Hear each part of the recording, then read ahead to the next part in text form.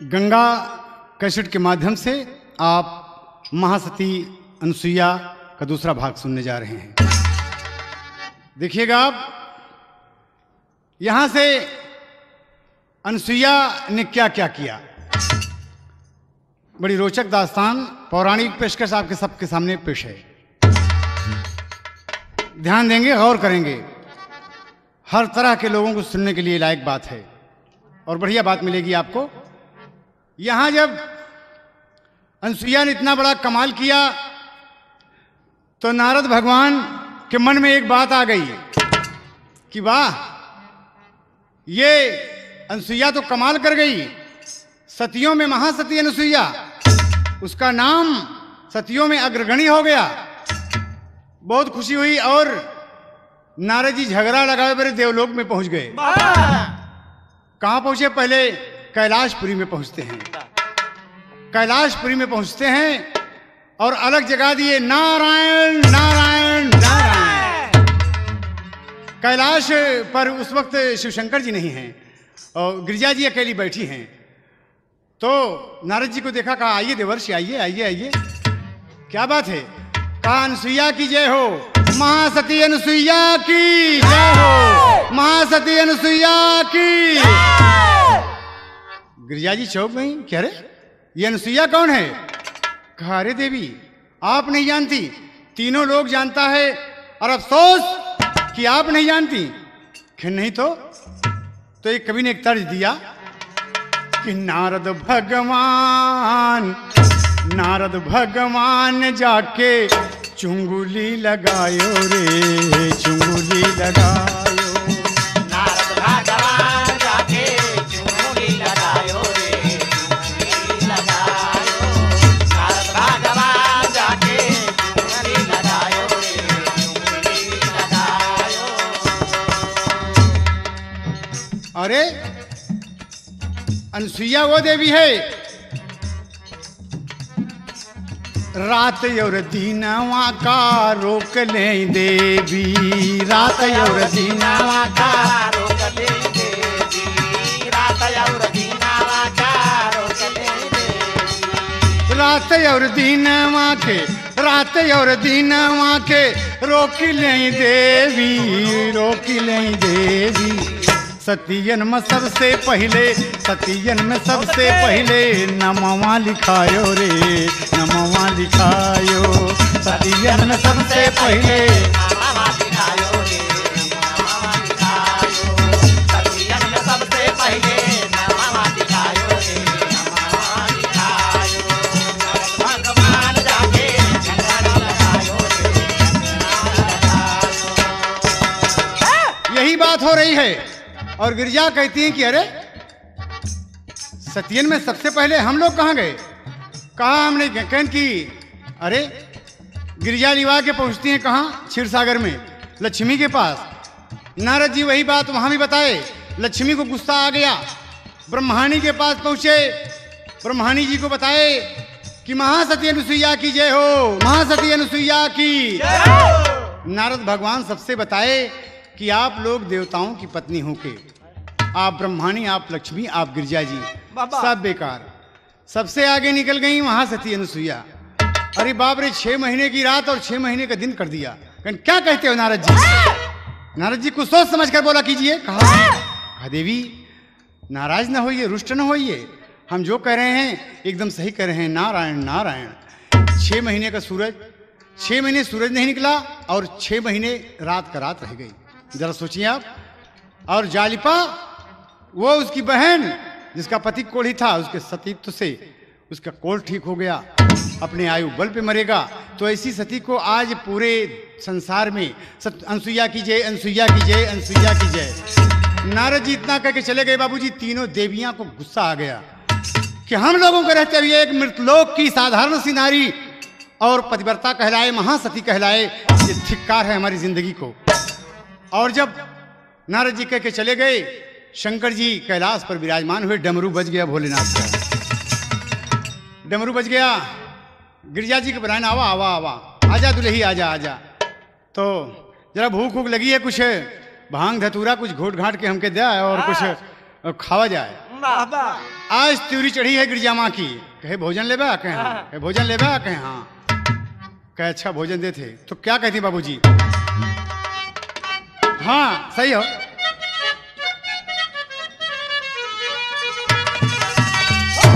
अरे बड़े क्रोध में शिव शंकर से, हाँ बड़े क्रोध में शिव शंकर से बोललिन गिरिजा माई। हाँ बड़े क्रोध से शिव शंकर से, अरे बड़े क्रोध में शिव शंकर से बोललिन गिरिजा माई। भोजनमा भोजनमा भोजनमा तोहके देई, चली जा अनसुईया के दुआरी। भोजनमा तोहके देई, चली जा अनसुईया के दुआरी। भोजनमा तोहके देई, चली जा अनसुईया के दुआरी। बड़े क्रोध में शिव शंकर से, बड़े क्रोध में शिव शंकर से बोली गिरजा माई। भोजनमा भोजनमा भोजनमा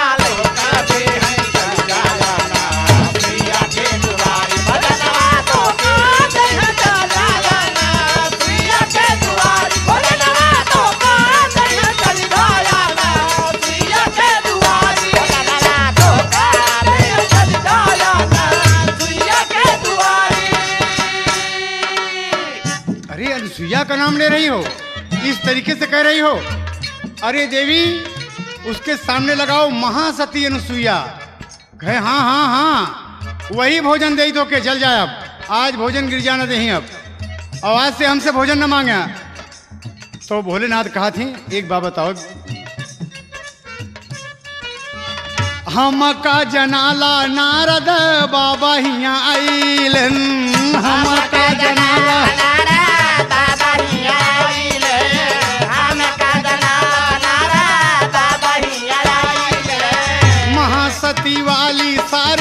महासती वाली सारी बतिया बतैलन। महासती वाली सारी बतिया बतैले, महासती वाली सारी बतिया बतैले। हाँ बड़े प्रेम से पूछ रहे, बड़े प्रेम से पूछ रहे हैं गिरजा से शिवराई।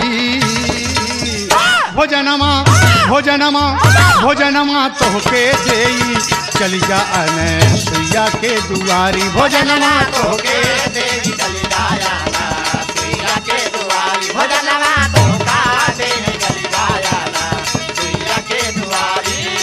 बड़े क्रोध में शिवजी बोले, बड़े क्रोध में शिव शंकर ने बोले गिरजा रानी।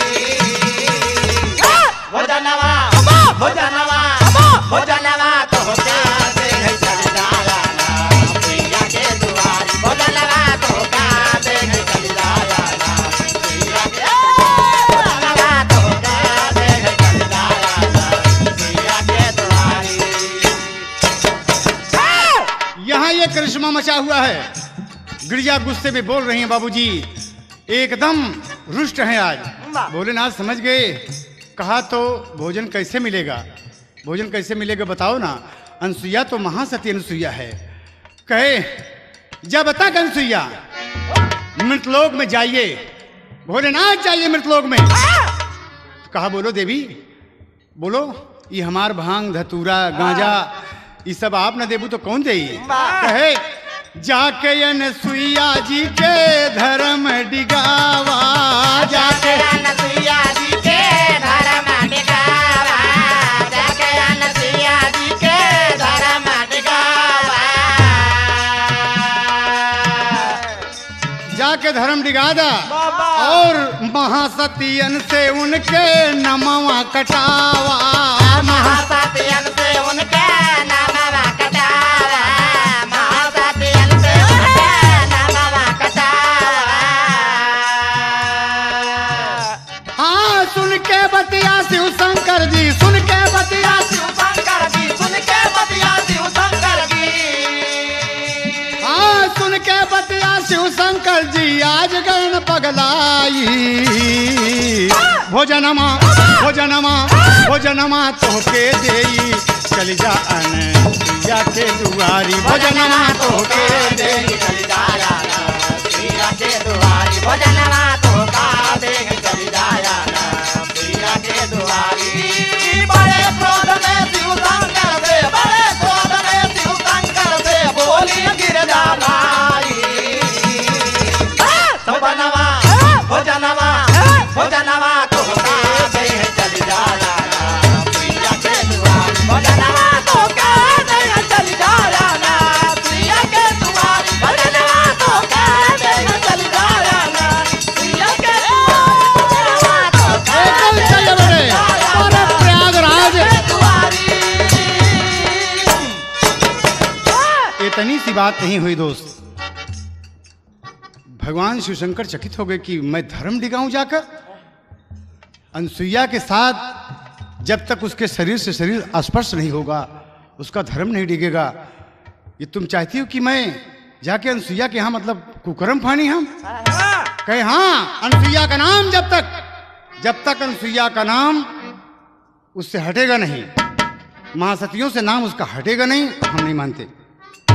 भोलेनाथ जी बाबूजी अपने मन में विचार कर लिए कि ठीक है देवी, मेहरारू के आगे जब देवता झुक गए तो आजकल के मनई की बातें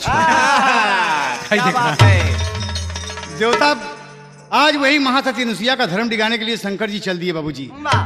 शंकर जी चल दिए और इधर क्षीरसागर में विष्णु भगवान जब पहुंचे तो लक्ष्मी जी एकदम कुप्पा फुला के बैठी हैं।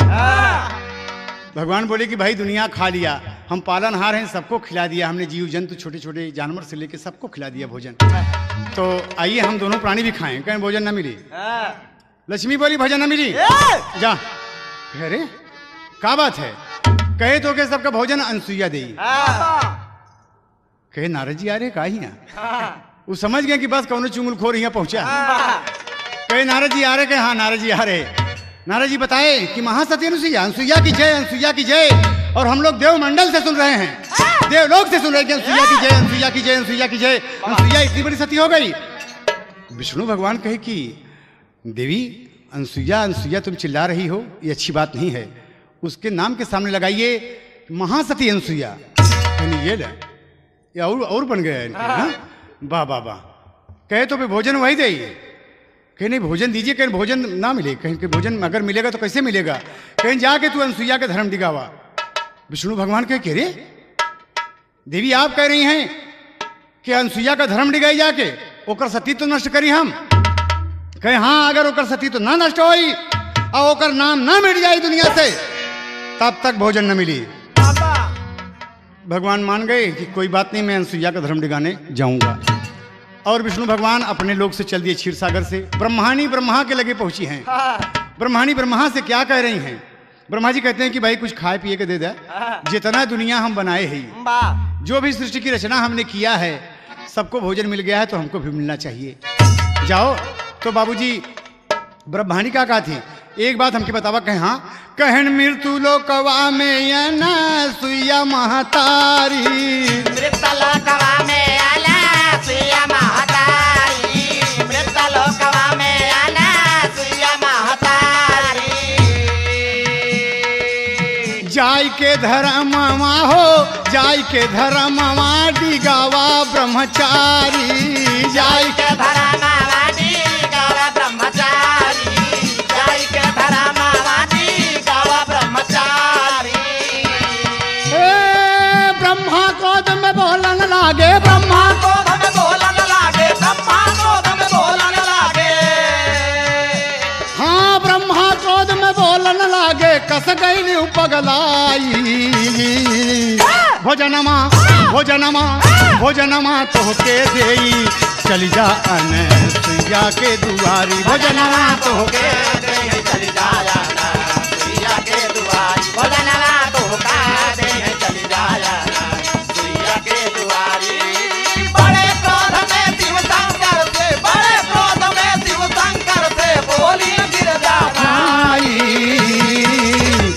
भोजनमा भोजनमा भोजनमा तोहके देई, चली जा अनसुईया के दुआरी। भोजनमा तोहके देई, चली जाया सुइया के दुआरी। भोजनमा तोहके देई, चली जाया सुइया के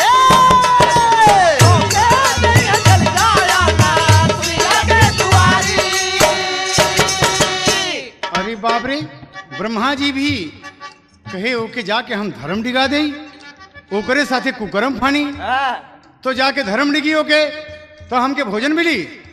लेकिन बाबूजी औरत के आगे ब्रह्मा जी को भी झुकना पड़ा। ब्रह्मानी जी ने कहा कि जाइए आप, तीनों भगवान तीनों जन से नाम बताए हैं। शंकर जी कैलाशपुरी से और विष्णु जी क्षीर सागर से, ब्रह्मा जी ब्रह्मलोक से चले हैं बाबूजी धर्म डिगाने के लिए। आई अपने मन में सोचा थी कि एका तो हम ही के करे का है, एका न शंकर जी के करे बा और न विष्णु जी के करे बा। विष्णु जी सोचते हैं कि एका हमके करे बा, न शंकर जी के, न ब्रह्मा जी के। शंकर जी सोच रहे हैं कि एका हम ही के करे बाटे, न एक विष्णु जी के करे बा, न ब्रह्मा जी के करे बा। तो हम चल जाब चुप्पे से ओकर तन का स्पर्श करब और धर्म ओकर डिग जाई, काम हमार बन जाई। गिरजा जी का फिर हमार भांग धतूरा और सब चलना शुरू हो जाएगा। भोलेनाथ चले और तीनों भगवान चलते चलते बाबूजी आके एक चौराहा पर मुलाकात हुई। तो देखा भगवान का माया ही कि वो उधर से, वो पश्चिम से, वो पूरब से, वो दक्षिण दिशा से तीनों जने का भैया प्रणाम। विष्णु भगवान शंकर भैया प्रणाम। अरे विष्णु जी आप कहाँ?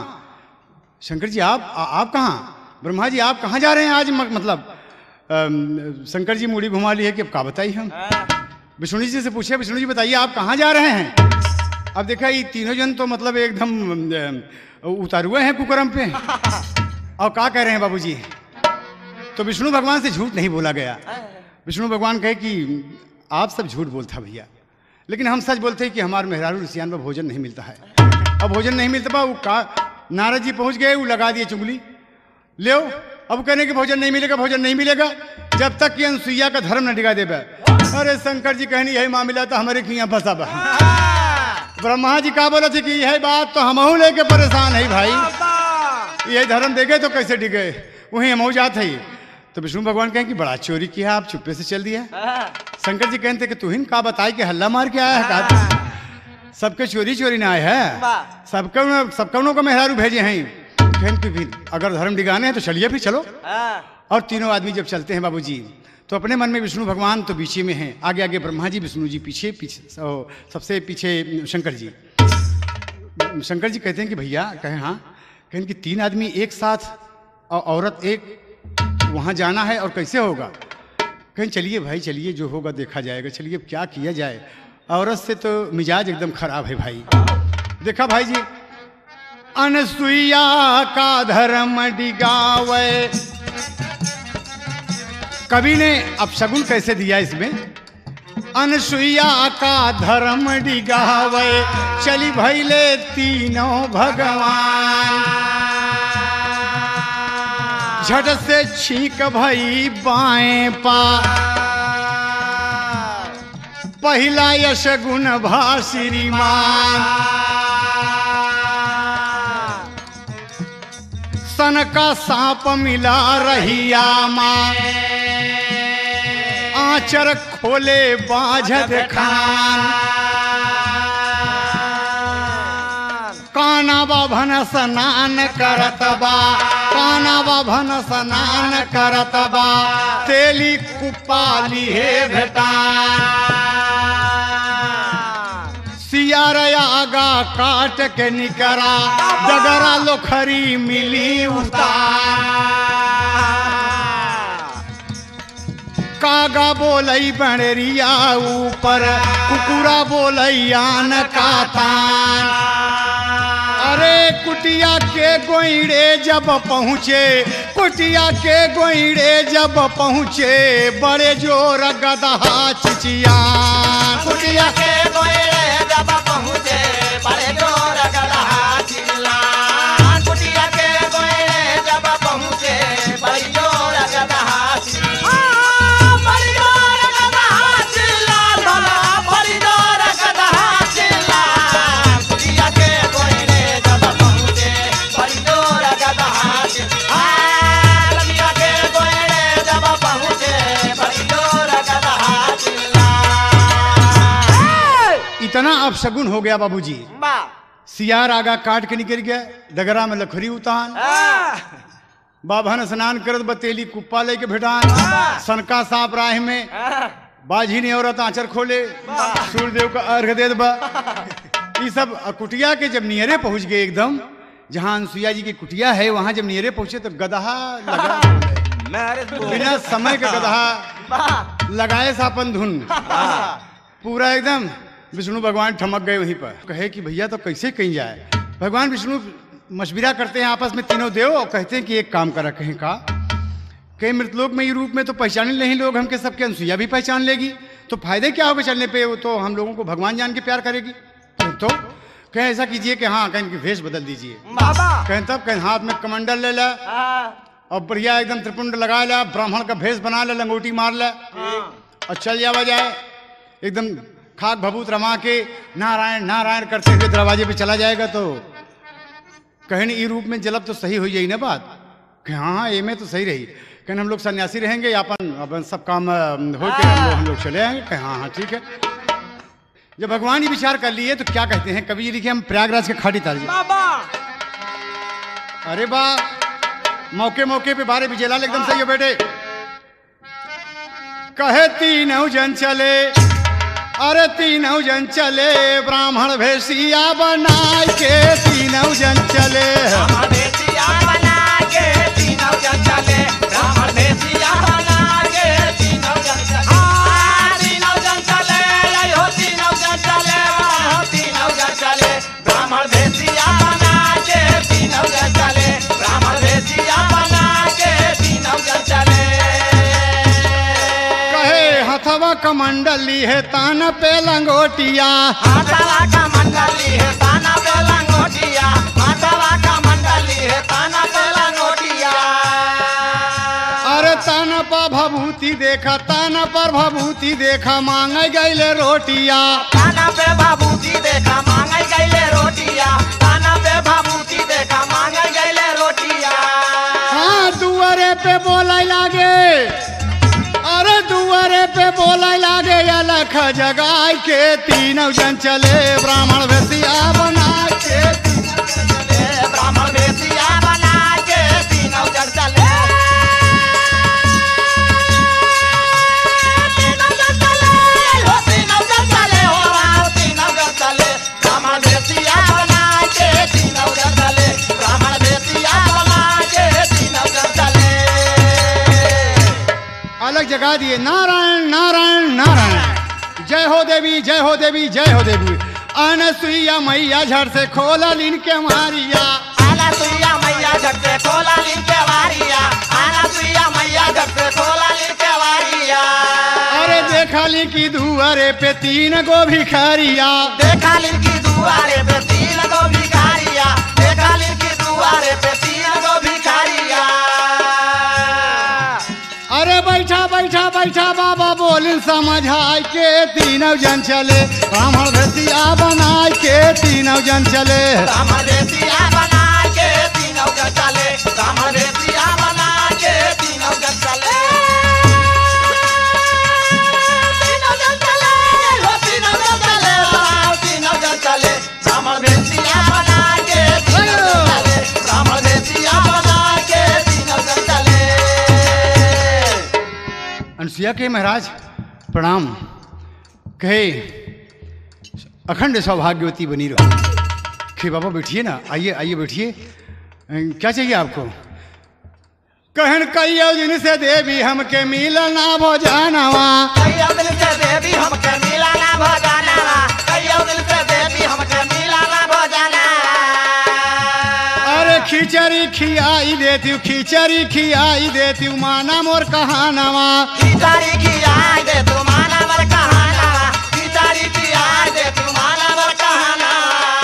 अरे बोलिया अनसुईया, बोलिया अनसुईया, तबले देखा मुस्कुराए के तीनों जन चले, ब्राह्मण भेषिया बनाए के तीनों जन चले, ब्राह्मण भेषिया बना के तीनों जन चले। तीनों जन चले, हो तीनों जन चले, हो तीनों जन आया चले। जगदीश बहादुर एकदम सही है बेटे, एकदम सही है, पारे गंगा का सेठ। ब्राह्मण भेषिया बना के तीनों जन चले। देवी मुस्कुरा दिए, बाबा बैठिए भोजन। कहने नहीं नहीं ऐसे ना बैठे, अब गोंदरी बिछा दिए बाबूजी, गोंदरी बिछा दिए। साधु संत देखिए अनसुईया बहुत खूबसूरत थी बाबूजी। अत्रि मुनि इतने बड़े तपस्वी थी कि ना पूछिए।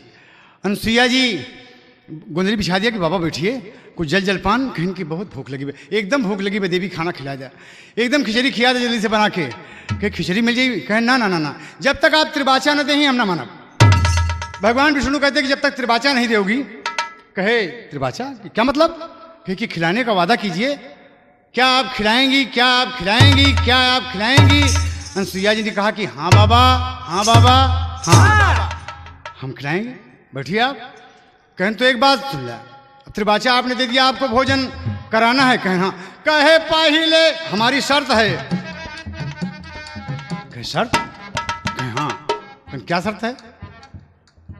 इसके पहले तो आप खिचड़ी खाना चाहते हैं, मैंने वचन दिया है वो खिचड़ी। कहें ना ना ना ना, ऐसे तो खियावे बहुत हैं लेकिन ये बाबा ऐसे खिचड़ी नहीं खाते हैं।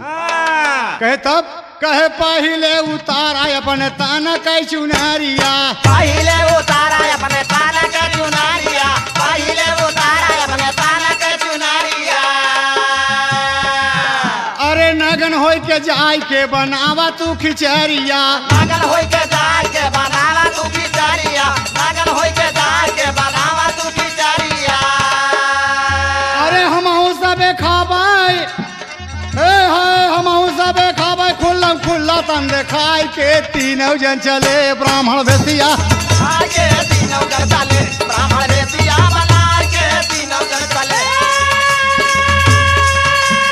तीनों जन चले, तीनों जन चले, तीनों जन चले ब्राह्मण भेसिया, बना के तीनों जन चले, ब्राह्मण भेसिया, बना के तीनों जन चले। कहनी क्या कह रहे हैं महाराज आप? मैं नग्न हूं और नंगी हो कि मैं खिचड़ी बनाऊं? कहे हाँ हाँ तो है ना नंगे, वो हमहू सबे अपन सब उतार उतार के हमहू सबे वैसे खुल्लम खुल्ला खा बैठ के, यह हमार सब एक शर्त बा। बाबूजी अपने मन में गौर बढ़ाया, देवी थी, महासती अनसुईया थी, कि ऐसी बात बोल कौन सकता है बाबूजी? हाँ ना ना ना ना ना, और समझ गई अपने मन में धीरे धीरे कि जरूर उसमें कोई राज है। हाँ हाँ हाँ हाँ, ध्यान लगाया बाबूजी कि तीनों जन जोगी का भेष बनाया रे, द्वारे पे आकर के अलग जगाया रे। अनसुईया जान गई मोरे नगर यौले चित चोर, अनसुईया जान गई तो चोर, अनसुईया जान गई मोरे नगर यौले चित।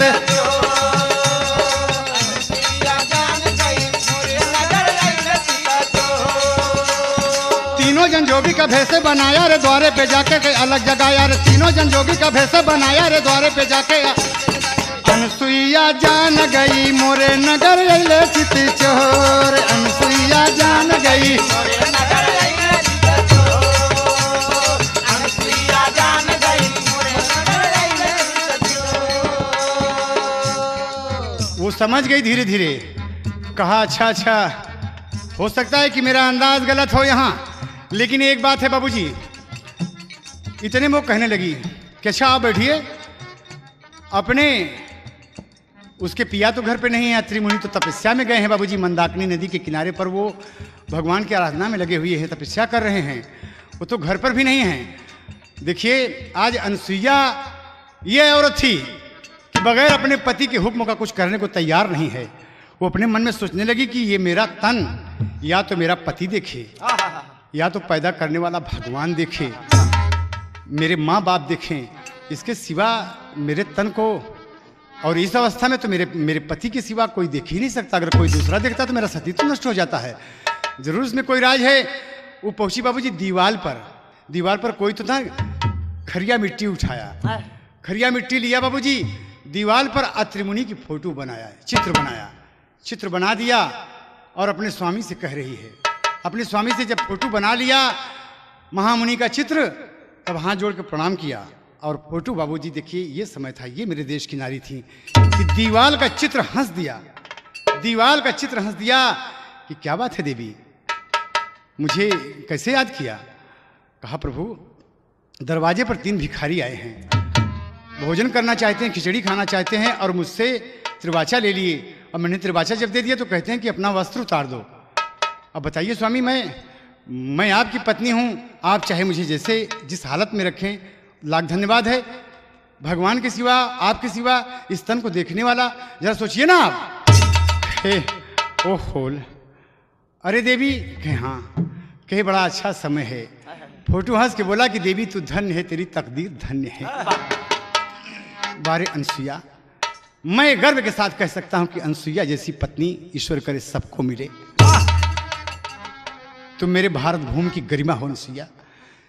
जानती हो अनसुईया, कहे हाँ, कहे तीनों भगवान आइले तोहरी दुआरिया, तीनों भगवान आइले तोहरी दुआरिया, तीनों भगवान आइले तोहरी दुआरिया। अरे नंगी होई के जाए रानी, नंगी होई के जाए रानी, बनवा तू खिचड़िया, नंगी होई के जाए रानी, बनवा तू खिचड़िया, नंगी होई के जाए रानी, बनवा तू खिचड़िया। उस चित्र ने जवाब दिया कि मैं आदेश देता हूं कि तुम भाग्यशाली हो।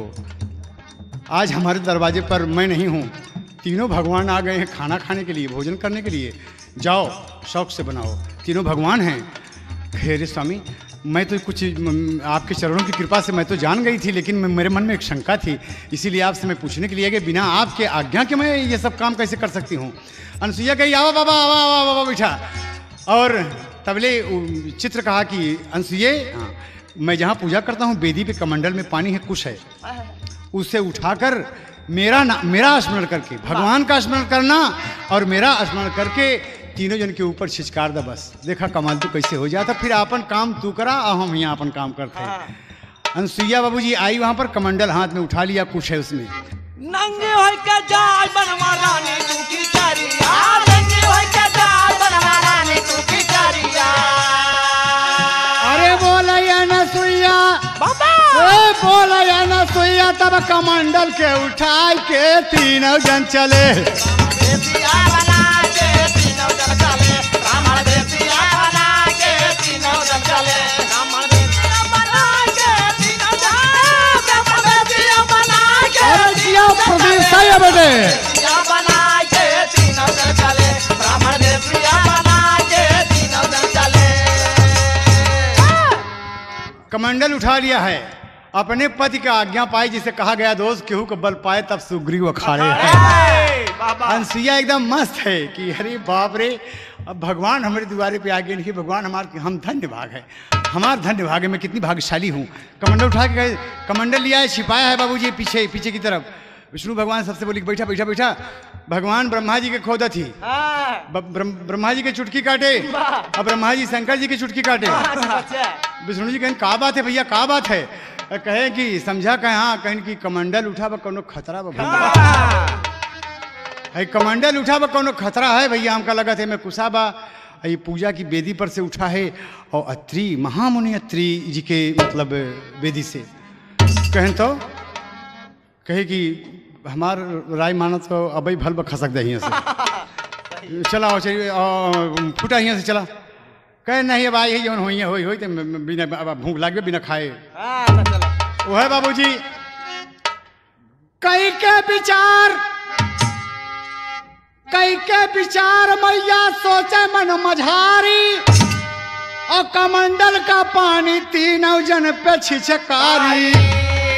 अरे तीनों जने बोले गू गू गू गू गू गू, आए के तीनों जन चले, ब्राह्मण देसिया बना के तीनों जन चले,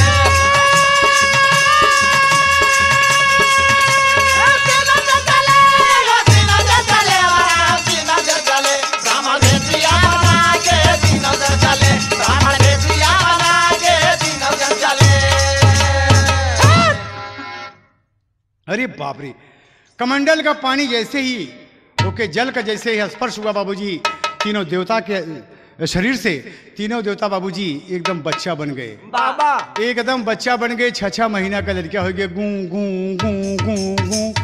उनके मुड़े में गोल नाए, उनके हाथे में ककड़ी में गोल नाए। तीनों जने सुइया कैसी का हो है खिचड़ी खाबा। और मैया बाबूजी जैसे अत्रि मुनि ने आदेश दिया था, एक लवरिया धोती बाबूजी तन पे, भगवान देख रहे हैं। विष्णु भगवान कहते हैं कि ब्रह्मा जी अनसुईया महासती है, अनसुईया महासती है, आपने देखा। और बाबूजी चूल्हे पे चली गई और खिचड़ी रख दिया। खिचड़ी रख के एक बटुई में बढ़िया बना के एक छोटी सी कटोरिया में लिया के बाबूजी तीनों जन का लेटा है, वो उनके जांघी में मोड़ना आए हैं, उनके कखरी में मोड़ना आए हैं, बिल्कुल एकदम। अनसुईया सबका बैठा दिया, एकदम बैठा, ये बैठा। बाबूजी दोनों विष्णु भगवान का सबसे आगे बैठा लिया, ब्रह्मा जी को दाहिनी जंघा पर बैठाया, शंकर जी को बाएं जंघा पर बैठा के और बैठ कह आप भोजन कीजिए। खिचड़ी एकदम जरा जरा जरा जरा। बाबूजी सबसे पहले पालनहार सामने बैठे हैं, उठा के अपने गोदी से सामने बैठा दिया, सामने बैठा दिया कि तू ही तो दुनिया का मालिक है ना, दुनिया का मालिक है। जरा पहले लक्ष्मी नारायण पहले अरे वह जरा जरा खिचड़ी जब मुहवा में नाई, अरे जरा जरा हासा सुर गिर पारा उलर बैठे चले ब्राह्मण दसिया बना के एकदम तय बैठे हैं।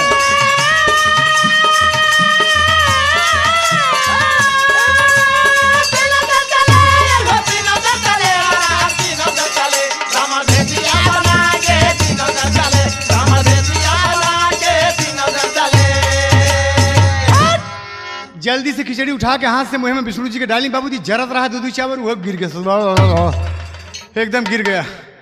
अरे विष्णु जी कहे अरे यार पिताजी भी जर गए। वह जरत खिचड़ी ब्रह्मा जी का, शंकर जी की भी वह लगा दिए। बाबूजी वह खिचड़ी जरत रहा, बाबूजी खिचड़ी पारा पारी से सबका झूठ सबका खिया दे। ब्रह्मा जी कहे कि हम विष्णु का झूठ नहीं खाई, शंकर जी कहे हम नहीं खाई, सब बराबर हो एकदम एकदम सब साग लपेटा, भात भात लपेटा, साग सबके एक कह के बाबूजी खिया के मैया तेल लेके कटोरिया में तीनों जन का तेल उपटन लगा रही हैं, तीनों जन के तेल उपटन लगा रही हैं बाबूजी। और तीनों भगवान कुछ भोजन भी कर लिए हैं, और तो कुछ भोजन में जब किए हैं तो बड़े प्रेम से उनका आँखी जमुने लगी, तो छोड़ के खटोला रहा ओके उलट दी। ओके उठल उलट के बाबूजी धोती देखी थी, धोती पड़ी है त्रिमुनि की, ओके डोरी बना ली और झोपड़ी के बनरिया में डाल के ओके चारों पावा ऊपर पे और भगवान को हमें लटा के बाबूजी और अपन धोती जो उतारले रहली मैया चारों तरफ से बांध दिया कि लड़का है गिर न जाए, ये लड़का है गिर न जाए बाबूजी। तीनों भगवान का वही में तो विष्णु भगवान कहा कि ब्रह्मा जी कहे हाँ कहीं पतिव्रता का यहाँ चला है, छुई न जाए, जहाँ छुआ नहीं कि भस्म हो जाए का पक्की बात समझाई। ये जो धोती उतार के पहनाई बा लपेटी बा, इतना सुने शंकर जी बाबूजी विष्णु भगवान के बिल्कुल गोड़े में मुंह डाल दिए एकदम, वो उनके कखरी में मुंह डाल के तीनों जने एकदम सिकुड़ गए। अंसिया मैया देख रही हैं बाबूजी, हल्की से डोरी बांध के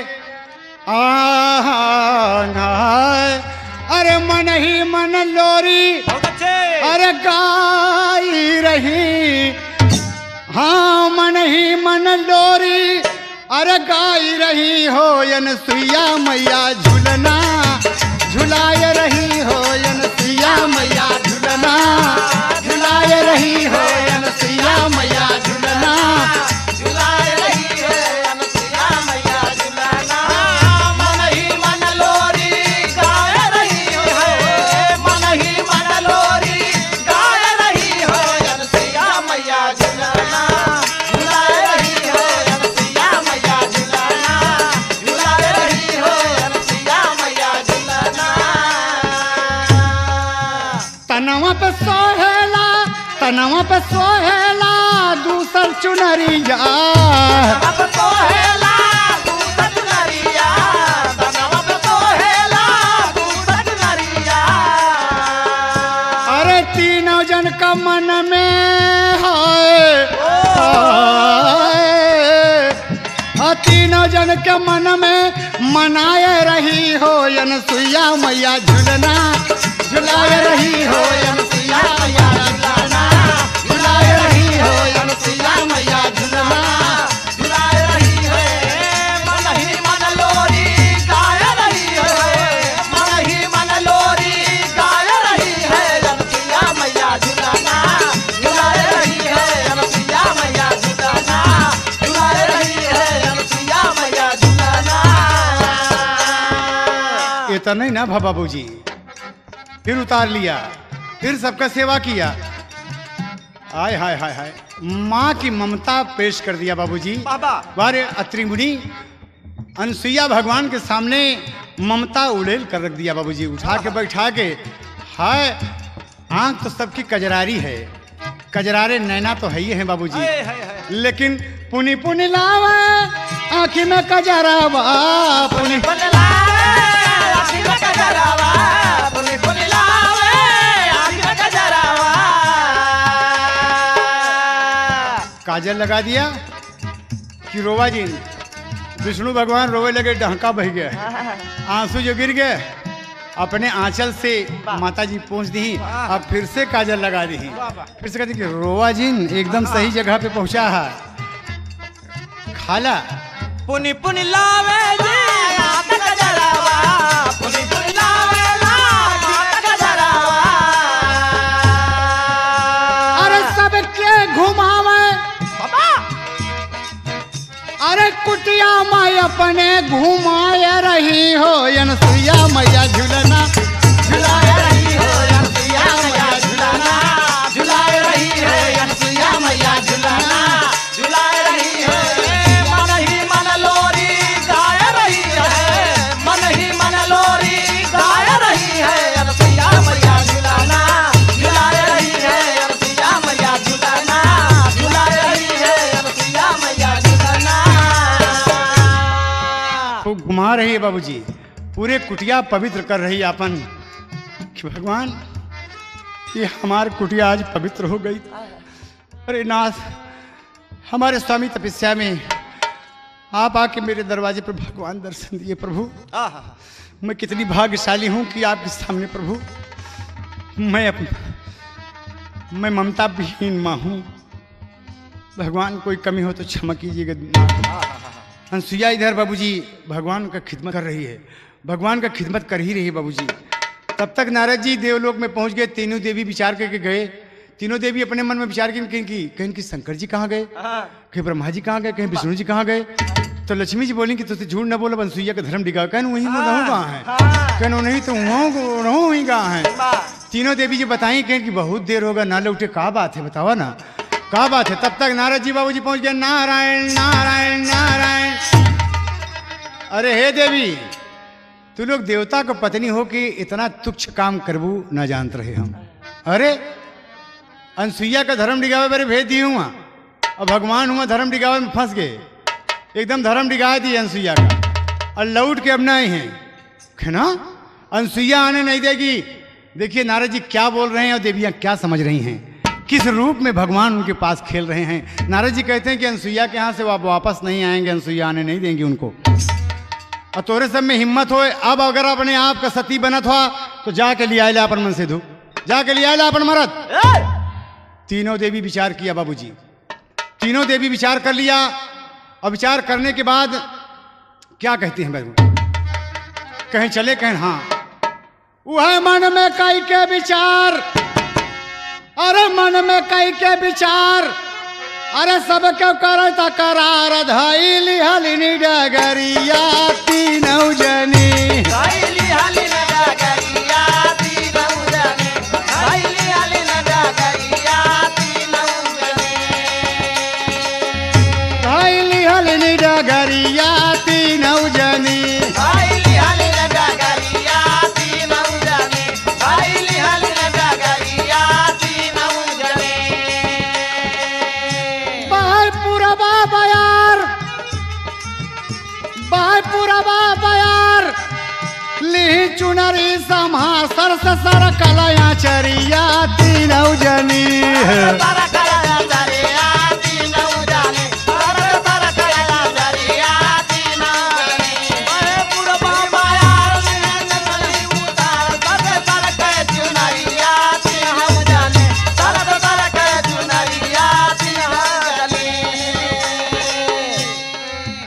और देवी क्या कहा बाबूजी,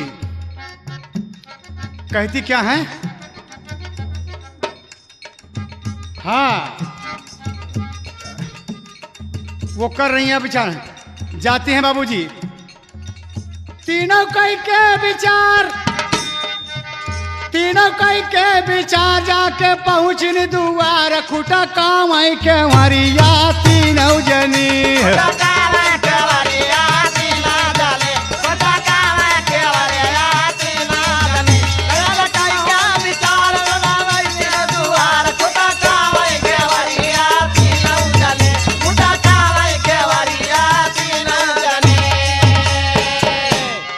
ए बाबूजी दरवाजा के पास पहुंच के सकरी खुटखुटा दिया और देखा ए हर बचा बाटे खेल होय घर माँ कुलेल सोचा तीनौ गुजरिया तीनौ जनी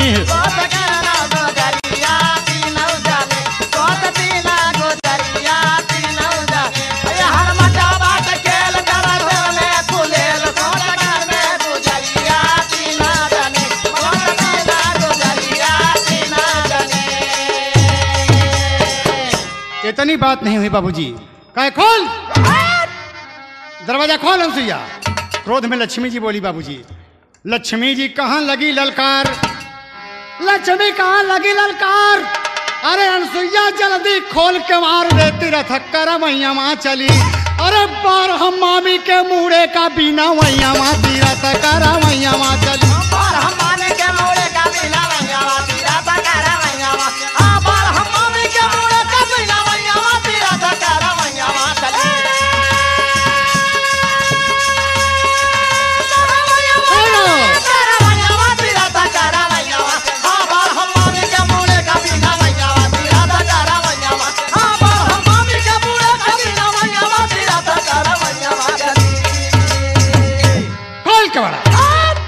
क्या समझती अपने आप के तो।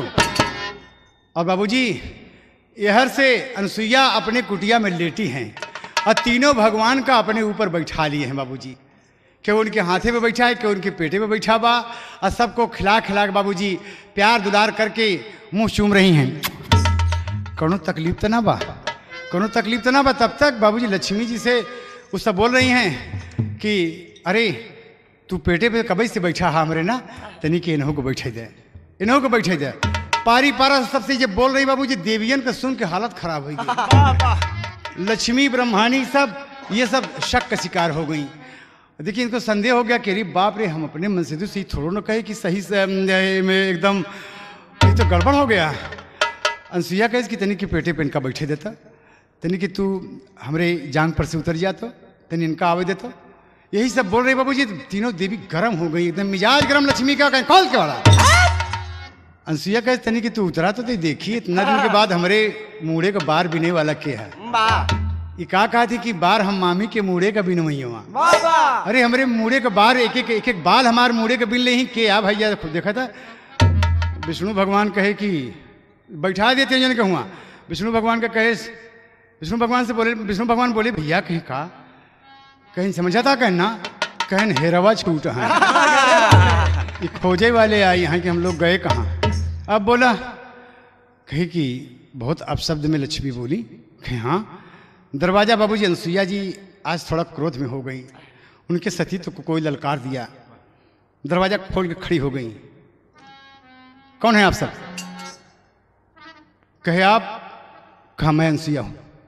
बोलो कहां से आई हो? कहे हम तीनों आदमी के पति यहाँ आए, हमारे पति आए यहाँ पर और आपके पास आए और आप उनके भीतरे में लुका के रखे हो। ले आओ यहाँ दा। अब भाई कहा रहो कि तू पेटे पर से उतर जा, तू इनके बैठा जा, तू घोड़े से हट जा इनके बैठा जा। हमारे तीनों के पति यहीं पर हैं।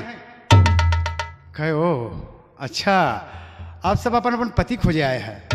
कहन हाँ तुम महासती अनसुईया बनती हो और घर में कुलेल कर रही हो। हाँ घर में कुलेल कर रही हो। कहे हाँ कुलेल हो। कहे हाँ। कहन आइए आइए अंदर आइए। आई बोले अनसुईया जी सोच रही हैं गजब हुआ भगवान,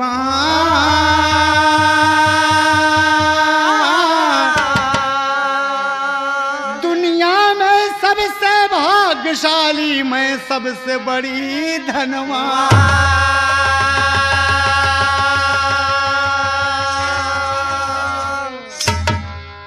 अरे अनसुईया बाबा जी बहुत खुशी हो गई। खरे जो ने लक्ष्मी के घर घर पूजा लोग करत थी, माता पार्वती के लोग पूजा करती अपने दरवाजे पे। वो देवी हमारे दरवाजे पे आके अपने पति का मांगत है हमसे बड़ी भाग्यशाली कौन है। आइए आइए देवी। खटोला पर जहां बाबूजी उलट के पलना में लेटाए रहते हैं जने कोई पर से उठा के पखुरा पकड़ के बाँ पकड़ के बाबूजी उठा के कुटिया के वहां कोने फेंक दिया विष्णु जी का। शंकर जी का हाथ पकड़ के हुक कोने फेंक दिया। ब्रह्मा जी का हाथ पकड़ के हुक कोने फेंक दिया कि ये रहे आपके पति, ये रहे आपके पति, ले लो। अगर आप में क्षमता है तो आप अपने पति का हाथ पकड़ें और ले जाएं बाबूजी। बाबूजी अनसुईया तीनों देवी के सामने क्या कह रही है कि मेरे सतीत्व को ललकारती हैं कि यहां पर कुकर्म फाड़ने आए हैं। जानती हो देवी, लाज से बड़ा औरतों का कोई गहना नहीं होता, और वो लाज रूपी आवरण मेरे जिस्म में विधाता ने दिया है। देखो मुझे बाबूजी, लक्ष्मी पानी पानी हो गई। गिरिजा जी खड़ी हैं, कहती हैं कि देवी ब्रह्मानी कहन की अरे इस मनसेतु हमारे सब एक थोड़ो रहन बड़ा बड़ा रहन मनसेतु की ये अपन लड़कियां उठा के दे दी हमका सब बेवकूफ बनवत बे एक चक्कर में रहा बाबूजी। विष्णु जी वहाँ रोए रहे बाबूजी। विष्णु जी रोए लगे, बड़ी जोर से फिर चोट लग गए। और जाके जहाँ गिरे बाबूजी, गलुआ उनका टोय के कहा था, गलुआ टो के ललना के चोट लगी रोवेला मयरिया, ललना के चोट लगी रोवेला मयरिया, ललना के चोट लगी रोवेला मयरिया। अरे गोदिया में लइके रे गोदिया गोदिया गोदिया में लइके, गोदिया में लइके, अरे गोदिया में ललना खिलाई रही रे अनसुईया मैया, झुलना झुलाए रही रे अनसुईया मैया, झुलाए रही है अनसुईया मैया, झुलना झुलाए रही है मन ही मन लोरी। सही है मास्टर समीर, एकदम सही है। बार जगदीश बहादुर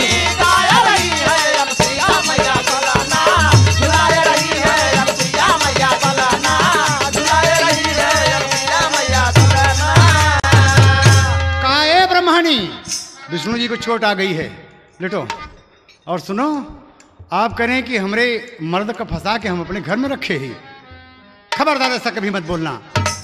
जानती हो ये भारत भूमि बहुत महान है लक्ष्मी, आप जैसे जाने कितनी देवियां यहाँ घूम रही हैं, ये मृतलोक है। इसीलिए आप घमंड से बोल रही हैं कि आप देवता की पत्नी हैं।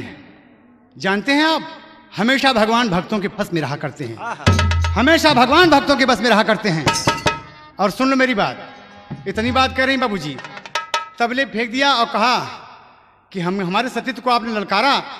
वह सोइया कहा लगी फटकार किया भाई मोरा बुढ़ावा खुदैया है तैयार। का समझे तो का अपने मर्द पर घमंड बता, हमका अपने मर्द पर घमंड नहीं बा। भगवान की कृपा से भाई हमारा बुढ़वा तैयार बा। उस समय आ जाई तो हम अपने अरे यान के भतार के संग सपने ना सोवैया चरा था करावैया चली।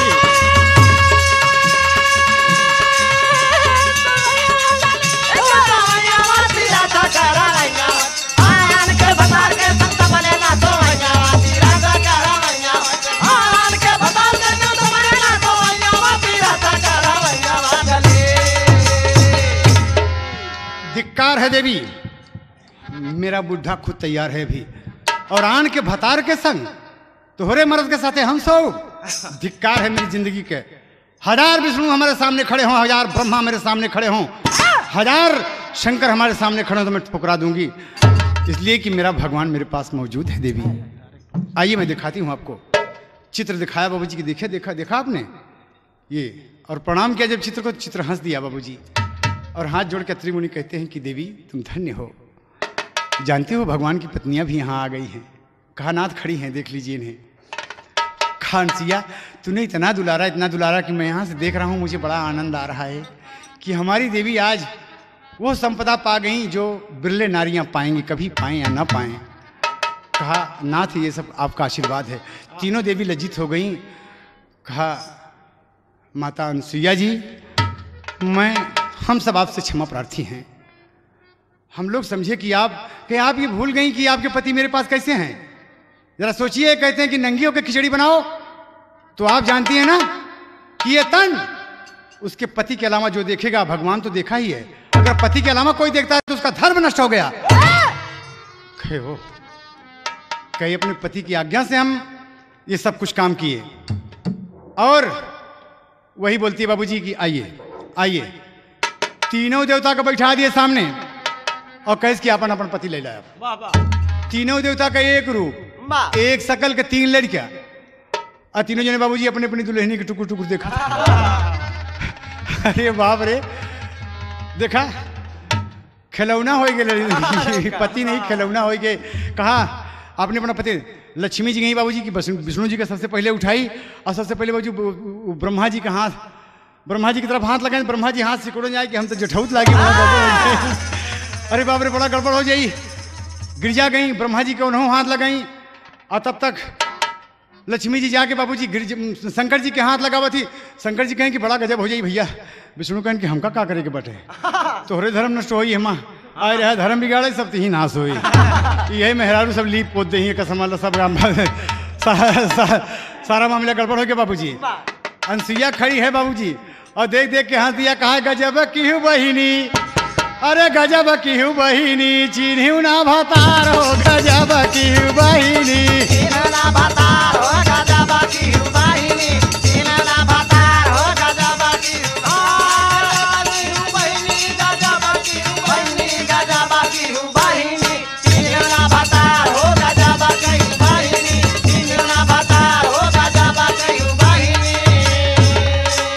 तीनों दुल्हन रोवैया नसुईया के अगारिया, तीनों दुल्हन रोवैया नसुईया के अगारिया, तीनों दुल्हन रोवैया नसुईया के अगारिया। अरे करेला चोरौरी धई के माथे पे, हाँ करेला चोरौरी देखा धाई के पैरिया। करेला चोरौरी धई के माथे लगा धारिया, करेला चोरौरी माथे धाई के पैरिया। अरे या नसुईया माता तो से हम सब गैले हार हो गजब की बहिनी, चिन्हू ना भतार हो गजब की बहिनी, चिन्हू ना भतार हो गजब की बहिनी, गजब की बहिनी, गजब की बहिनी, चिन्हू ना भतार हो गजब की बहिनी, चिन्हू ना भतार हो गजब की बहिनी। हार गई कि हाँ? कहा आपने, आप समझा आपका पति हमारा धर्म बिगाड़ दिन। कहा ना देवी, अरे देवी सती अनुसुईया नहीं, महासती अनुसुईया। मेरे पिया कहा करते कहीं अपना पति नहीं ले सकती हो। कहे नहीं दीदी हम सब तो ना पाओ। विष्णु भगवान कहीं ठीक है भाई, हम अर्थ से अनर्थ हो जाते हैं वहीं। अब वहीं आए कि क्यों का हाथ पकड़ नहीं है, खड़ी जल छचकार दे तो ये उनकर हो गए फिर तो मामला गड़बड़ हो गया बाबूजी। तो कहें दीदी हमारे पति लौटा दे। कहें लौटा दे, कहें हाँ। फिर अपने चित्र के पास पहुंची बाबूजी, अपने पति के पास। कहे स्वामी तीनों देवियां हार मान गईं। अत्रि मुनि बाबूजी हंस दिए कि देवी ऐसे खड़ी रहो। मैं देखिए दीवार पर चित्र बनाया है, दीवार पर चित्र बना, वो चित्र हंस दिया। कहा देवी ऐसे खड़े रहो, मैं तुम्हें देखना चाहता हूँ। तुम्हारे रूप में मैं तीनों देवी तीनों देवता देख रहा हूँ, तीनों देवी तीनों देवता देख रहा हूँ। देवी तुम्हें नमन है अनुसुईया। कहा ना स्वामी मैं आपके चरणों की धूल हूँ, ऐसा कभी नहीं कहिएगा। कहा ना ऐसे महासती को नमन है। कहा नाथ एक बात है, वो तीनों जने एकदम गड़बड़ान है, अब अपन अपन पति नहीं पहचान पाते। फोटो हंस दिया, चित्र हंस दिया। तब तक कहे कि अरे कमंडल का जल उनके ऊपर हमारा नाम लेके, भगवान विष्णु का नाम लेके छिड़क दे, जाके छिड़क दे, एकदम ईश्वर चाहेंगे तो सब अच्छा हो जाएगा। कमंडल का जल उठाए, विष्णु भगवान कहन भैया कहना कहन खैरियत होगी। अब हम लोग अपने रूप में हो जा भैया कमंडल का जल उठा है। तो शंकर भगवान कहा थी कहीं तीनों देवी के ऊपर न छिड़क दें, नहीं तीनों देवी गड़बड़ा जाए तब का होई। अब बोला कहीं कि ना ना ऐसा ना। अनसुईया आई बाबूजी, अनसुईया कहीं कि का हो भगवान, अब अपने द्वारे जाबा। गोदी में बैठा लिए बाबूजी, दुलारा थे, मुंह चूमा थे, बहुत अच्छे हैं आप। कहें सेवा में कोनो कमी तो नहीं भाई। प्रेम से खियावा अपने घर में हम खिचड़िया, प्रेम से खियावा अपने घर में हम खिचड़िया, प्रेम से खियावा अपने घर में हम खिचड़िया। अरे लोरी सुनावा घर में खेला खेलवारिया, लोरी सुनावा घर में खेला खेलवारिया, लोरी सुनावा घर में खेला खेलवारिया। अरे हमारा कसुरवा माफ किया, पालनहार हो गजब की बहिनी, चिन्हू ना भतार हो गजब की बहिनी, चिन्हू ना भतार हो गजब की बहिनी, गजब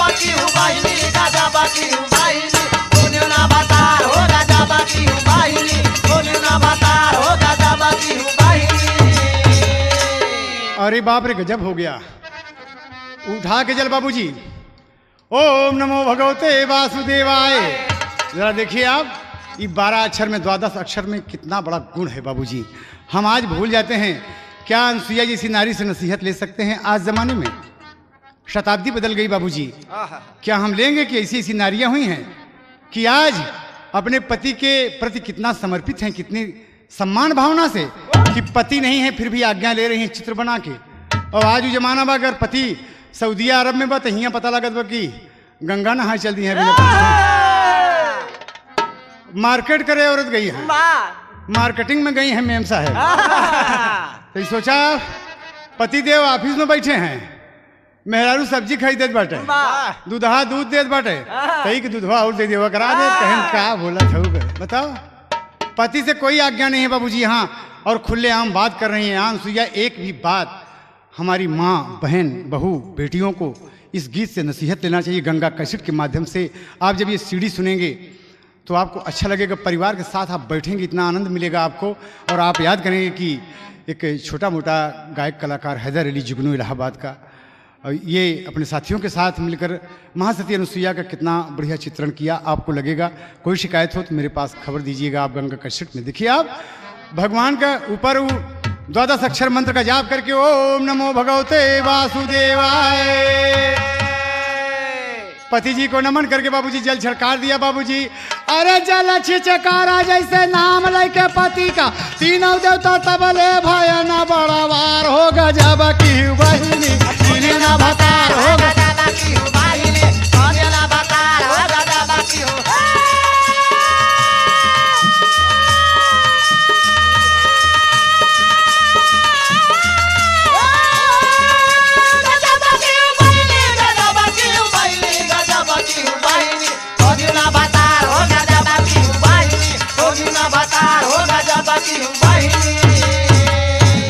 अरे तीनों देवता बड़े हो गए बाबूजी, तीनों देवता बड़े हो गए।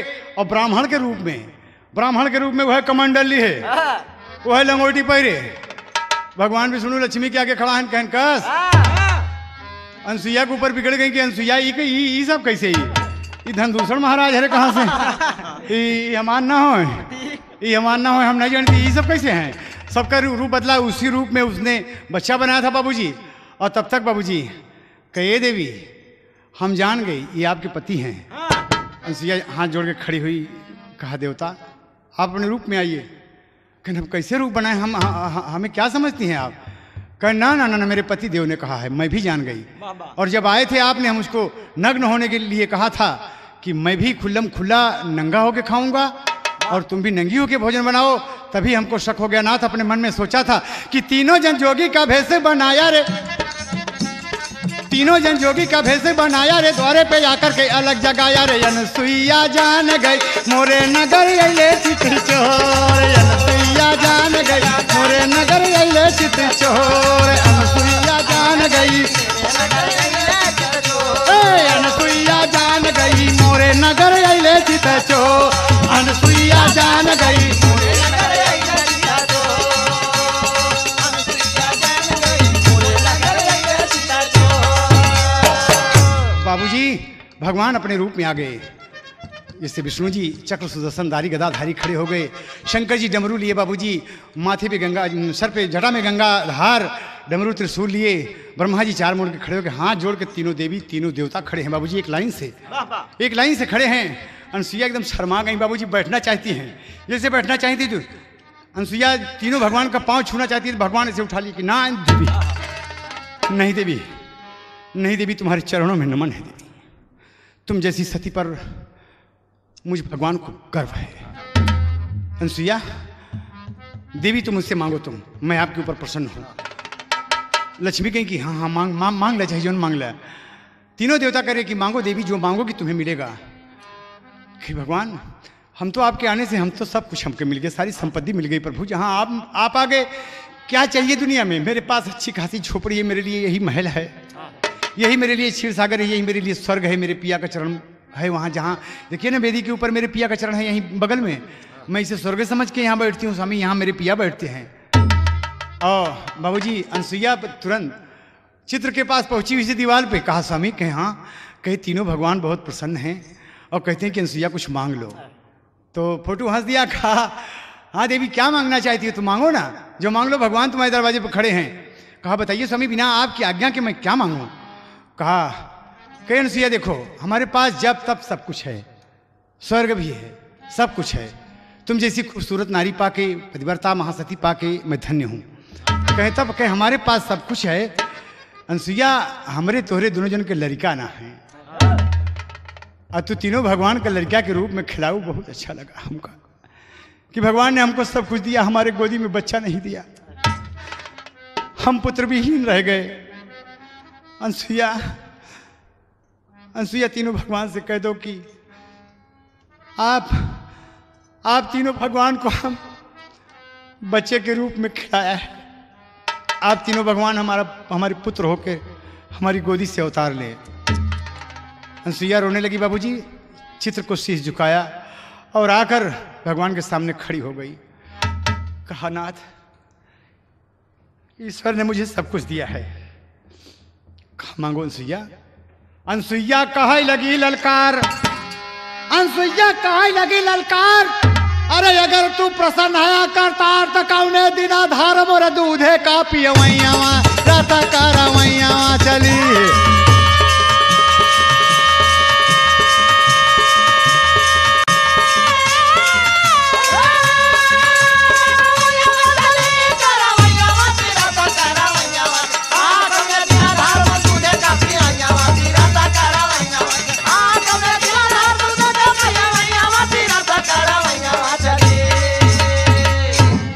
धार आप मेरे दूध का पी रहे हैं भगवान। भगवान समझ गए कि अनसुईया तुम बच्चा चाहती हो, कहे हाँ, कहीं ओम अस्तु, ऐसा ही होगा अनसुईया। तीनों देवी खड़ी हैं और बाबूजी अनसुईया प्रणाम किया। समय आने पर, वक्त आने पर ऐसी ऐसी सतियां हमारे देश में गुजरी हैं, हमारे हिंदुस्तान को इन सतियों पर गर्व करना चाहिए। और जो नहीं गर्व करता बाबूजी वो समझो कि हिंदुस्तान से प्यार नहीं करता, मोहब्बत नहीं करता है। ऐसी देवियां, ऐसी हमारी माँ बहनों को चाहिए कि इनसे नसीहत लें, इनसे हम शिक्षा ग्रहण करें। और कहना क्या बाबूजी, समय आने पर कैसे पैदा हुआ। पहले यही ब्रह्मा जी हो, दत्तात्रेय नाम पड़ा खासा।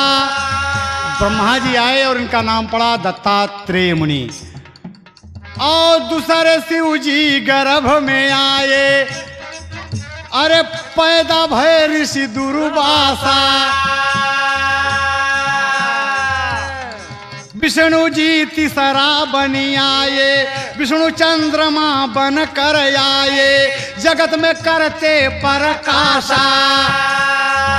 अरे स्वामी गीतानंद कहे कि हुल्लुर लिखी गई इतिहासा।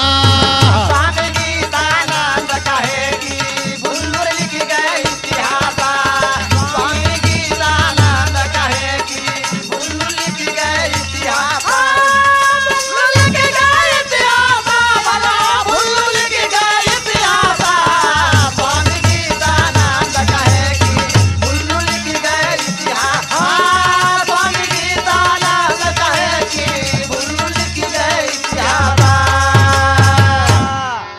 श्रोता बंधुओं को इस गीत के माध्यम से जो कुछ हमने बताया, अगर कहीं त्रुटि हुई हो तो हम क्षमा प्रार्थी